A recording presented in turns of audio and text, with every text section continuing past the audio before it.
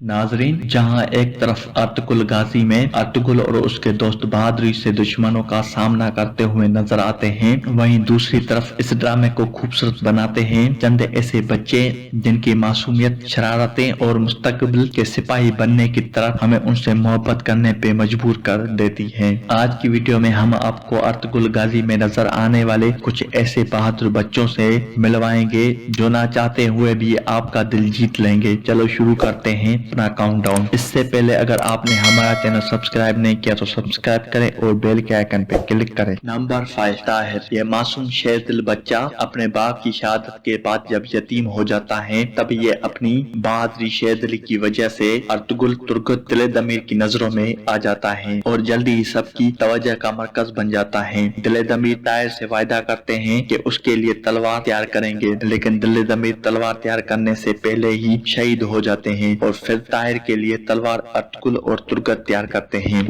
Number 4, सौची। सौची Ertugrul का दूसरा बेटा है जिसकी शख्सियत एक अलग ही तरह का ठहराव रखती है। सौची अपने बाप और भाई के बरकस खुद को दीनी इल्म में मशगूल रखते हैं। एक तरफ उसका भाई खीमे में अपना खंजर तेज कर रहा होता है तो दूसरी तरफ ये खुद को किताबों में मगन रखता है। नंबर 3, अब्बास। अब्बास एक दिलकश किरदार है जो अर्तुगरुल के बेहतरीन सिपाही वामसी के बेटे के रूप में नजर आता है। अब्बास की तरजीहात अपने बाप के ख्वाहिश के बरक है। एक तरफ वामसी चाहता है उसका बेटा तलवारबाजी, जंगी तरबियत पे तवज्जो दे, वहीं ये बच्चा दीनी तालीम में मशगूल रहता है और जंगी तरबियत को नजरअंदाज करने की वजह से वामसी इससे अक्सर नाराज रहता है, लेकिन ये बच्चा अपने बाप की तरह उसूलों का पक्का होता है। नंबर 2, गुंदोज। तीसरे और चौथे सीजन में इस बच्चे ने देखने वालों को इतना मुतासिर किया शायद किसी और ने किया हो। इसकी मासूमियत, जहानत, एहसास जिम्मेदारी इसे एक बच्चे के साथ साथ एक सरदार की तौर पर भी जाहिर करती है। गुंदोज अपने भाई साची का भी भरपूर ख्याल रखता है और गुंदोज जैसे जैसे बड़ा होता जाता है